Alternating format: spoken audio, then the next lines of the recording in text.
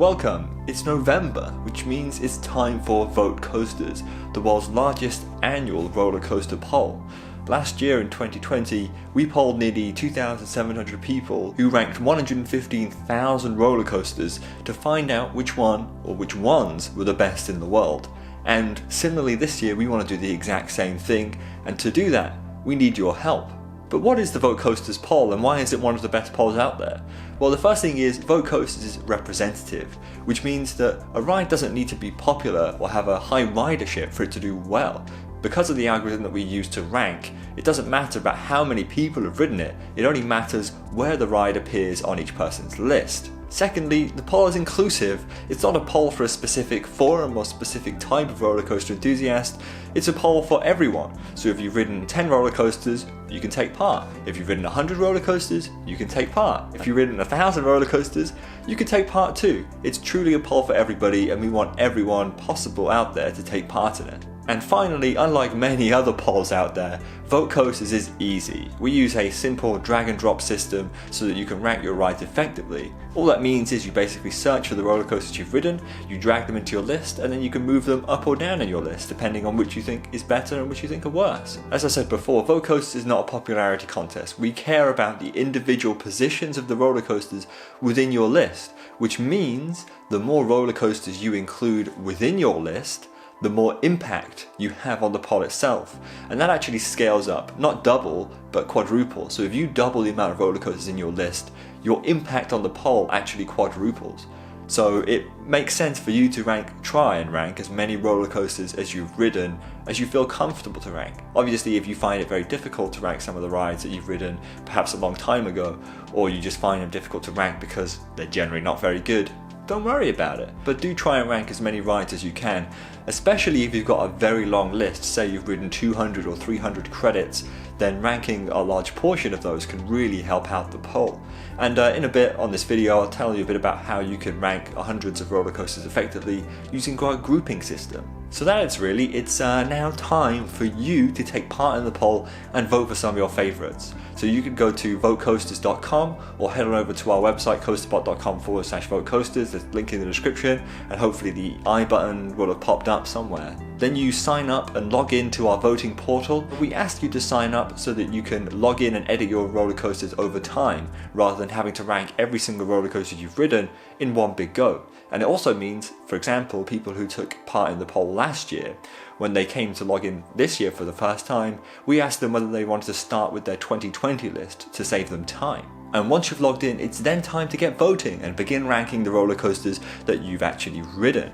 And you can find detailed instructions on how to do that over on our website. You also have until the end of November to take part in Vote Coasters, so feel free to log in and out and edit your list all the way throughout November, but make sure that you are finished and ready to go by the end of November. And you don't actually have to submit your list, there's no submit button. All the lists are saved in real time, so simply when you're finished, you log out and the job's done. So there you go, hopefully I've persuaded you to take part in Vote Coasters this year. Click the link and begin ranking the rides that you've ridden. And also, make sure to try and share the poll with all the people that you think might appreciate it. We found that people quite enjoy ranking roller coasters. So why not share the poll with your roller coaster enthusiast friends, or your theme park enthusiast friends, or your friends who just like roller coasters. And the more people that take part in Vote Coasters, the more accurate the results will be. So there's a real value in sharing it and making sure that as many people get the opportunity to take part and rank the roller coasters they've ridden as possible. It's now time to go through some of those top tips that I promised you. And the first tip is that in the search box you can search for roller coasters, theme parks and countries. With the countries though, sometimes the country will have too many roller coasters. So I think the search box only displays a certain amount before it fills up.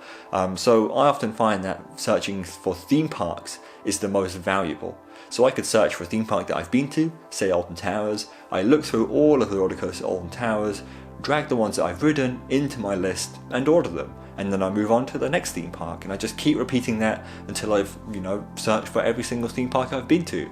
And there you go, my list is complete. The second tip is to utilize the on-screen buttons or the double tap feature on mobile to really make the most of editing your list. You can click the Add to List button on desktop, which is the one that you're seeing right now, and that adds the roller coaster from the search feature directly to the bottom of your list. On mobile, you'd simply double tap on searched roller coasters to achieve the same thing and add it directly to the bottom of your list. And this saves loads of time. Instead of dragging and dropping every single roller coaster, you could simply add them to the bottom of your list and then edit your list in whatever order you would like. And the biggest tip is to really utilize groups. Groups is a thing that allows roller coasters to share the same rank. So for example, I could put 2, 3, 4, as many roller coasters as I want in my third spot on my list if I really wanted to. And groups are good for a few different reasons. One of them is it allows roller coasters that you feel are on the same par, the same quality, to be ranked together. I find that ranking racing roller coasters, two roller coasters that have identical layouts, I put them together in a group and they're ranked the same because I often feel like one side is not better than the other. The other thing you can use groupings for is to group batches of roller coasters in your list. Say, you've ridden 100 roller coasters and you can easily rank individually the first 20 in your list. But after 20, you find it hard to, objectively rank the other 80 one against the other. Why not group them together in batches of 5 or 10, where each batch is a step lower in quality than the one above?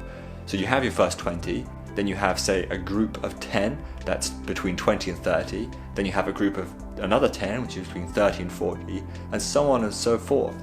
So then what you're saying is that every roller coaster inside of the group is roughly on the same quality, they're all roughly the same, but they're always better or worse than the groups above them or below them. So it makes it really easy to quickly rank, tens or hundreds of roller coasters, and especially easy for people who have quite long lists to get as many roller coasters down. And as we know, the more roller coasters you put in your list, the more of an impact you have on the poll, and generally the better the poll will be. So there you go, there's the top tips. Why not get cracking on your Vote Coasters 2021 list?